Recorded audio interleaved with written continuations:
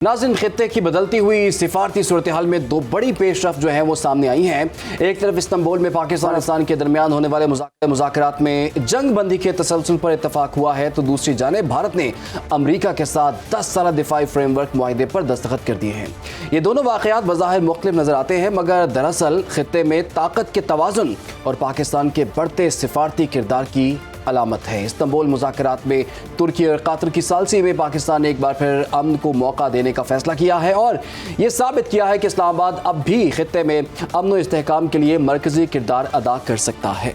आपको बताएंगे, पाकिस्तान और अफगानिस्तान के दरमियान होने वाले इस इत्तेफाक राय के बाद मुश्तरका एलामिया में जंग बंदी की निगरानी के लिए एक नया मॉनिटरिंग सिस्टम कायम करने का फैसला किया गया, ताकि किसी भी खिलाफ वर्जी की सूरत में निशानदही की जा सके। पाकिस्तान का वाज़ेह मौक़िफ़ रहा कि अफगान सरजमीन पाकिस्तान मुखालिफ अनासर ख़ुसूसन TTP के लिए इस्तेमाल नहीं होनी चाहिए, जिस पर अफगान वफ़द ने ताउन का यकीन दिलाया है। वज़ीर दिफ़ा ख्वाजा आसिफ ने इस पेशरफ्त को उम्मीद की किरण करार देते हुए कहा कि तुर्की और कतर की कोशिश से एक नए अमन का सफ़र का आगाज़ हुआ है और अगर इस पर अमल दरामद हुआ तो ये खित्ते की तारीख का एक नया बाब साबित होगा।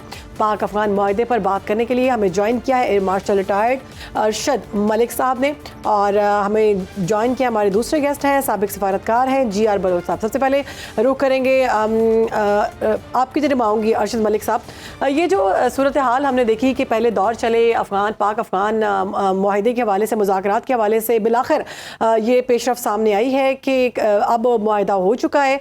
तुर्की और कतर की सालिसी के बाद पाकिस्तान ने एक बार फिर अमन को मौका दिया है। आप इस फैसले को कैसा देखते हैं?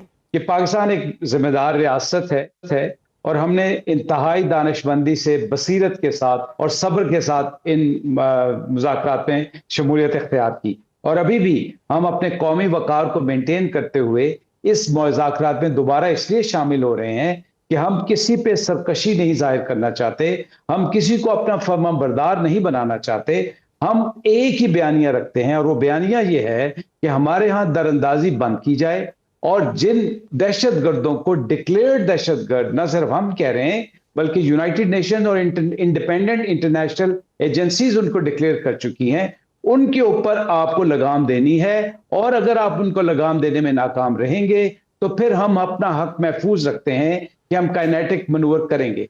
अब जो आपका सवाल है, देखें, मैं बड़े एतमाद के साथ कहता हूं कि पाकिस्तान अमन को मौका देता रहेगा, लेकिन मैं बहुत कुछ पॉजिटिव नहीं तालिबान रजीम के साथ कि वो इसका कोई एहतराम करेंगे, क्योंकि उनका जो पिछला पुराना रिकॉर्ड है वो है यही।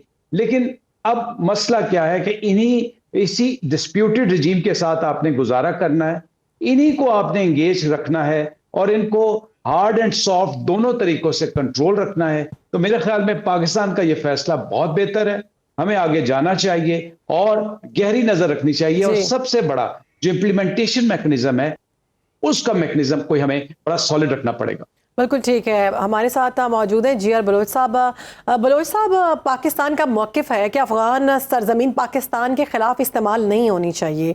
आप समझते हैं कि अफ़गान हुकूमत इस मौक़िफ़ पर अमली ताउन करेगी? देखिए, ताउन करने का इन्हिसार उनके अपने इंटरेस्ट पे है। देखिए, हमें उनके लुक्स पे नहीं जाना चाहिए। वो बड़े प्रैग्मेटिक हैं, वो बड़े दूरंदेश हैं जहां तक उनके अपने इंटरेस्ट आते हैं। तो मसला अब ये हुआ है कि जो नॉन स्टेट एक्टर्स बैठे हुए हैं अफगानिस्तान की सरजमीन पे, they have kind of become their strategic and tactical need and perhaps political and diplomatic, क्योंकि उसको एज ए लीवरेज इस्तेमाल कर रहे हैं वो दुनिया के खिलाफ और पाकिस्तान के खिलाफ, और कंसेशन ले रहे हैं, क्योंकि अब उनकी लेजिटिमेसी तो है ही नहीं।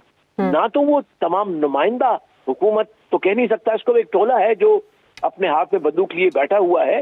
देखिए, अफगानिस्तान एक बहुत डाइवर्स सोसाइटी है, तो वो उसको ये जो है चले मेजॉरिटी होगा जो भी ग्रुप इस वक्त है वहां पे, लेकिन गन्स के जोर पे है, कंसेंसस के जोर पे नहीं है। लिहाजा इस स्ट्रक्चर के ऊपर जो इस वक्त तालिबान का है, उस पे एक अफगान हुकूमत जो लेजिटिमेट हो और जो कि अफगान स्टेट को रिप्रेजेंट कर सके, वो नहीं बन सकती। ये मेरा कंसिडर्ड व्यू है, और मैं समझता हूं कि पाकिस्तान को ये ठीक है, हमें जंगबंदी करना ठीक था, इनके साथ करनी चाहिए। जंग में हम वैसे भी नहीं जाना चाहते, क्योंकि वहां से हम चाहते हैं कि इन मसलों को हल करें, लेकिन लॉन्ग टर्म में हमें सोचना पड़ेगा कि ये किस तरह से एक जो है वो रिप्रेजेंटेटिव गवर्नमेंट जो है वो बनाए, जिस तरह उन्होंने मुआहदा दोहा में किया था.